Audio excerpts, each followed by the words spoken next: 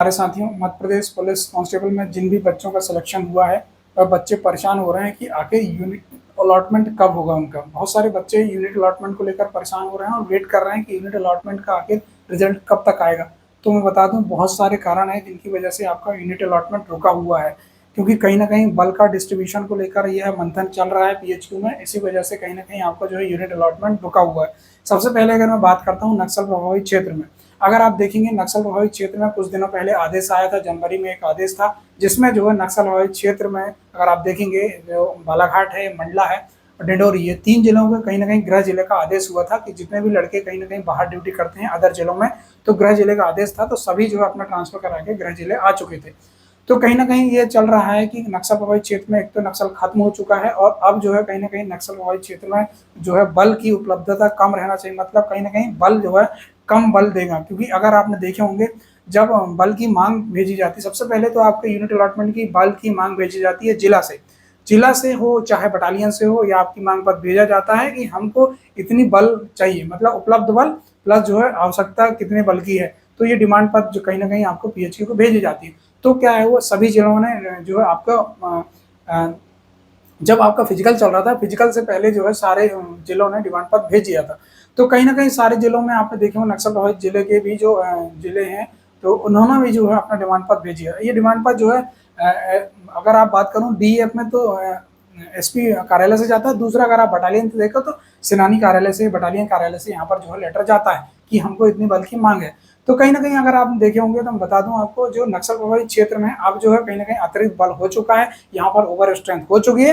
तो नक्सल प्रभावित क्षेत्र में अब जो है कहीं ना कहीं बल नहीं मिलेगा। दूसरा ये, अगर एसएएफ की कंपनी भी यहाँ नहीं मिलेगी, मतलब ओवर स्ट्रेंथ हो चुकी है। तो कहीं ना कहीं पीएचक्यू का ये चल रहा है कि यहाँ पर जो है बल कम देना है, सबसे ज्यादा फोकस कर रहे हैं कि बड़े बड़े महानगरों में बल देने का, दूसरा सिंहस्थ को देखने के लिए। सबसे पहले मैं बात करूं जो बल जो आया था, मैं बता दूं आपको, जो नक्सल प्रभावित क्षेत्र में जो बल आया था, ये जो गृह जिला आए थे तो ये सिवनी से, छिंदवाड़ा से और जबलपुर से। मैं अगर बात करूं सिवनी से 100 प्लस, छिंदवाड़ा से 100 प्लस, छिंदवाड़ा से कम आए, लेकिन जबलपुर से बात करूं तो लगभग 130-140, मतलब जो है बालाघाट में अगर बात करूं तो लगभग 350 जो है की संख्या में जो बाहर से बल जो है आया था गृह जिला में। तो अगर आप देखेंगे तो ये सिवनी और जबलपुर और छिंदवाड़ा, यहाँ पर जो है बल की बहुत ज्यादा डिमांड थी। तो अब जो है बल की मांग तो पहले से भेज दी गई, लेकिन बाद में यहाँ से मांग पर भेजा गया कि आप जो है कहीं ना कहीं यहाँ जो है मांग बहुत ज्यादा है, मतलब कहीं ना कहीं यहाँ बल की बहुत कमी है। इसलिए जो है पुलिस मुख्यालय जो है यहाँ पर ज्यादा बल बैठाने का चल रहा है। ठीक है, एक तुम्हारा सिवनी और दूसरा आपका जबलपुर और आपका छिंदवाड़ा, यहाँ पर जो है कहीं ना कहीं अतिरिक्त बल यहाँ पर पुलिस मुख्यालय देगा। तीसरा अगर आप देखेंगे सिंहस्थ का, तो सबसे पहले मैं बता दूं सिंहस्थ को देखते हुए 2028 के सिंहस्थ को देखते हुए इस बार जो है उज्जैन जोन को सबसे ज्यादा बल मिलने वाला है।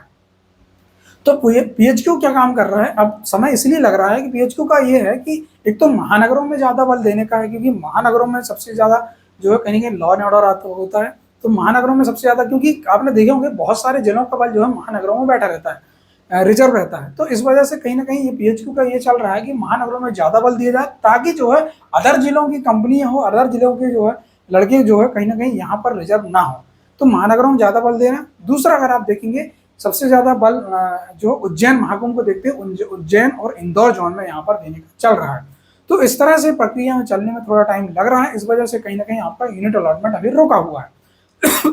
हालांकि ज्यादा टाइम नहीं लगा, लगभग 10 से 12 दिन में आपका यूनिट अलॉटमेंट आ जाना चाहिए, क्योंकि बहुत लंबा समय हो गया। अब पीएचक्यू कहीं ना कहीं आपको जो ईएसबी को देगा, और ईएसबी जिस हिसाब से आपका जो है जो जिलों पर जो डिमांड पत्र आता है, आपने देखे होंगे कि जैसे सिवनी में आपको 400 का बल चाहिए, 200 का बल चाहिए, छिंदवाड़ा में भैया 200 का बल चाहिए, जबलपुर में 400 का बल। तो ये पूरा जो है कहीं ये जो है ईएसबी को देगा। ईएसबी जो है नंबर के अकॉर्डिंग, आपका जो नंबर है आपकी रैंक के अकॉर्डिंग जो है कहीं ना कहीं ईएसबी ये सब चीज़ों को जो है आपको जिला अलॉटमेंट कर देगा। तो ज़्यादा समय नहीं, लगभग 10 से 12 दिन का समय और लगने वाला है, इससे आपका यूनिट अलॉटमेंट आ जाएगा। ठीक है, तो आप बिल्कुल परेशान ना हो। तो इसी कारण से जो है यूनिट अलॉटमेंट रुका हुआ था, और कोई कारण नहीं हो सकता। ठीक है, तो ये हो सकता